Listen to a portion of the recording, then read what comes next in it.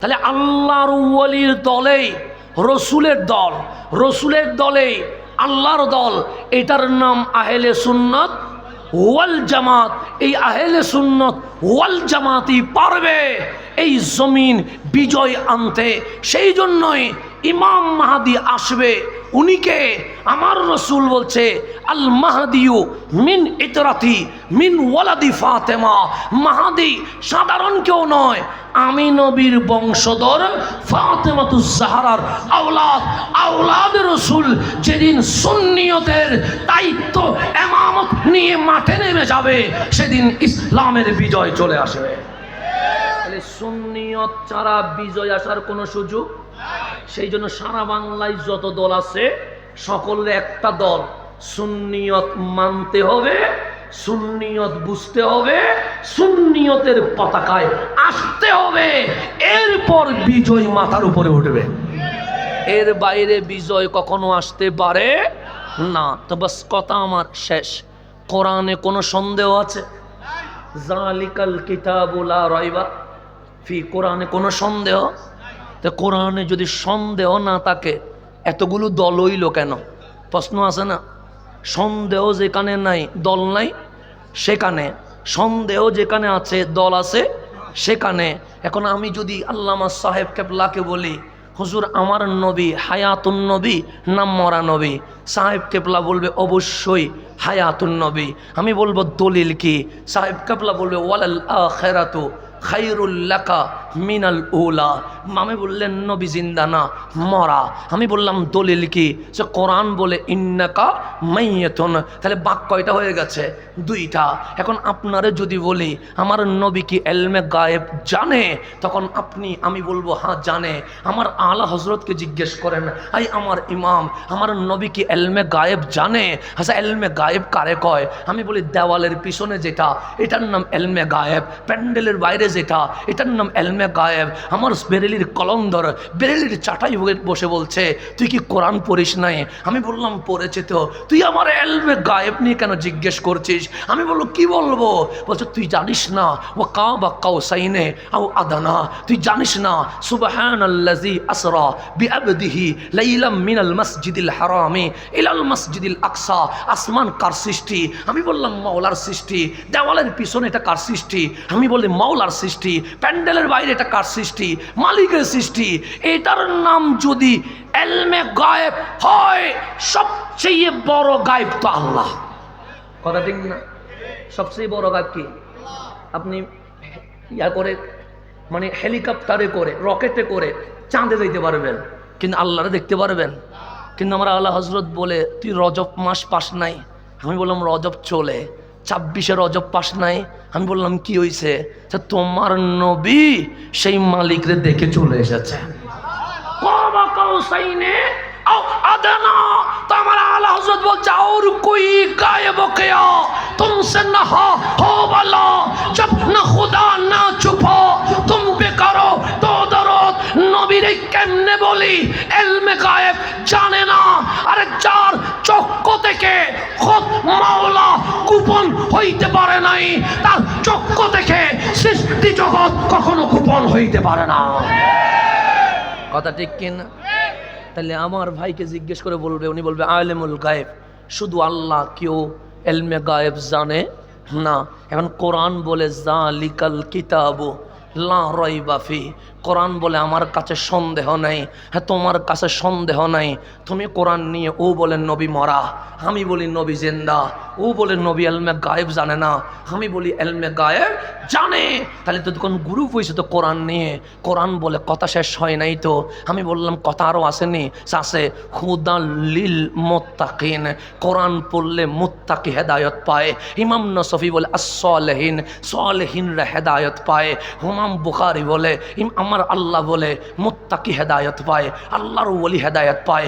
কোন দিকে দাড়ি বেশি এটা দেখার দরকার নাই, কোন দিকে জুব্বা বেশি এটা দেখার দরকার নাই, কোন দিকে পাঞ্জাবি বেশি এটা দেখার দরকার নাই, কোন দিকে মাদ্রাসা বেশি এটা দেখার দরকার নাই, কোন দিকে মুফাসসির বেশি এটা দেখার দরকার নাই। হুদাল লিল মুত্তাকিন, যেই দিকে আল্লাহর ওলি আছে এটার নাম হক তাদের মাঝে কোনো বিরোধ নাই। একটু গভীরভাবে যদি খেয়াল করেন, আল্লামা সাহেব কেবলা সিরাজ নগরীর যে আকীদা, শাহপরানের সে আকীদা, শাহপরানের যে আকীদা, শাহ জালালের সে আকীদা, শাহ জালালের যে আকীদা, শাহ আমানতের সে আকীদা, শাহ আমানতের যে আকীদা, সেই শাইসির কোটের সে আকীদা, সেই শাইসির কোটের যে আকীদা, কুতুবউদ্দিন বখতিয়ার কাকির সে আকীদা, কুতুবউদ্দিনের যে আকীদা, নিজাম উদ্দিন আউলিয়ার সে আকীদা, নিজাম উদ্দিন আউলিয়ার যে আকীদা, মাইনুদ্দিন চিশতির সে আকীদা, মাইনুদ্দিন চিশতির যে আকীদা, ইমাম আলা হযরতের সে আকীদা, ইমাম আলা হযরতের যে আকীদা, বাবা ফরিদউদ্দিন গঞ্জে শকরের সে আকীদা, বাবা ফরিদউদ্দিনের যে আকীদা, হাসান বসরির সে আকীদা, হাসান বসরির যে আকীদা, ইবনে হাজার আসকালানির সে আকীদা, ইবনে হাজারের যে আকীদা, বদরুদ্দিন আইনির সে আকীদা, বদরুদ্দিন আইনির যে আকীদা, ইমাম মালিকের যে আকীদা, ইমাম মালিকের যে আকীদা, ইমাম শাফির যে আকীদা, ইমাম শাফির যে আকীদা, ইমাম হাম্বলির যে আকীদা, ইমাম হাম্বলির যে আকীদা, ইমাম আবু হানিফার যে আকীদা, ইমাম আবু হানিফার যে আকীদা, ইমাম গাউসুল আজম দস্তগীরের সে আকীদা, আমার গাউসে পাকের যে আকীদা, মহিউদ্দিন ইবনুল আরবির সে আকীদা, মহিউদ্দিন ইবনুল আরবির যে আকীদা, আমার ইমাম হুসাইনের যে আকীদা, আমার ইমাম হুসাইনের যে আকীদা, হাসান আল বসরির আকীদা সেটা, হাসান আল বসরির আকীদা যেটা, ইমাম হাসানের আকীদা সেটা, ইমাম হাসানের যে আকীদা, মাওলা আলীর যে আকীদা, মাওলা আলীর যে আকীদা, উসমান সুন্নুরাইনের যে আকীদা, উসমান সুন্নুরাইনের যে আকীদা, ফারুক আজমের যে আকীদা, ফারুক আজমের যে আকীদা, সিদ্দিক আকবরের যে আকীদা, সিদ্দিক আকবরের যে আকীদা, আমার নবীর দেওয়া সেই আকীদা, আমার নবীর দেওয়া যে আকীদা, মাওলার পাঠানো সেই আকীদা, 1500 বছর আউলিয়ায়ে কেরামের এক অভিন্ন আকীদাকে বলা হয় যালিকাল কিতাবু লা রাইবা ফিহি।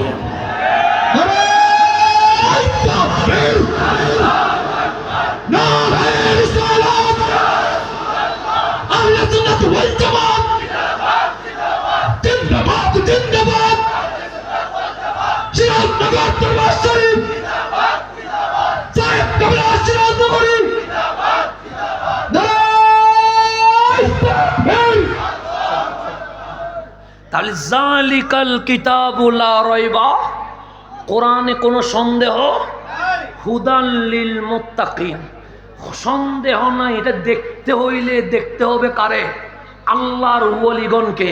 1500 বছরে অনেকের নাম বাদ পড়ে গেছে, কারণ কন্টিনিউ বলতে গিয়ে আবার বলবেন না যে ওনামাকের নাম বাদ পড়ছে। না না, আমার ইচ্ছা নাই, কিন্তু আমার ইচ্ছা নেই কারো নাম বাদ দেওয়া, মনে যা আসছে বলে ফেলছি। 1500 বছরে আল্লাহর ওয়ালিদের আকীদার মধ্যে কোনো ভিন্নতা আছে? ভিন্নতা আছে। কোথায় শাহজালাল, কোথায় খাজায়ে আজমির, কোথায় গাউসুল আজম দস্তগীর? একজন বাগদাদে, একজন আজমিরে, একজন সিলেটে, মোবাইল নাই লাইভ করার, কিন্তু আকীদা এক ও অভিন্ন রয়ে গেছে। এই আকীদা এক অভিন্ন থাকা, এটার নাম আহলে সুন্নত। এই আহলে সুন্নত ওয়াল জামাতকে এই এশিয়া উপমহাদেশে যার নামে চিনে, এটার নাম মাসলকে আলা হুজরাত। বাস, এটার নাম মাসলকে। আমার হুজুর এটা দর্শে নিজামে দিছে। কি দিছে? দর্শে নিজামে। আমাদের সুন্নিয়ত রক্ষা করার দরকার আছে না নাই? আচ্ছা, বর্তমান জামিয়াতুর রেজা করিমিয়া তৈয়বিয়া, আমার নাম তৈয়বিয়া, করিমিয়া তৈয়বিয়া, মানে আলহামদুলিল্লাহ 2 বরকত একসাথে আসি গেছে। দর্শে নিজামে। তো সুন্নিয়ত রক্ষা করার দরকার আছে না নাই? সুন্নিয়ত এটা উড়ে আসে নাই, এটা সমুদ্র দিয়ে বেশি আসে নাই, এটা বঙ্গোপসাগরের জোয়ার দিয়ে আসে নাই। সুন্নিয়ত আমার নবীর কদম থেকে এসেছে, এটা দলিলের মাধ্যমে এসেছে। দলিলের বাইরে কোনো সুন্নিয়ত নাই। এই দলিল মানুষের সামনে পৌঁছিয়ে দেওয়ার দরকার আছে না নাই? আছে। এই পৌঁছানোর জন্য আলেমের দরকার আছে না নাই? এই আলেমের কারখানা হচ্ছে দর্শে নিজামে। আসেন, নিজের ছাত্র ভর্তি করাইতে হবে, নিজের সন্তান দিতে হবে, সাহায্য সহযোগিতা করতে হবে। সবকে গিয়ে যখন আমরা এই দর্শে নিজামীকে সমগ্র বাংলাদেশে আমরা প্রতিষ্ঠিত করতে পারবো, আলেম যখন মাঠে থাকবে, বাতিল পালানোর কোনো সুযোগ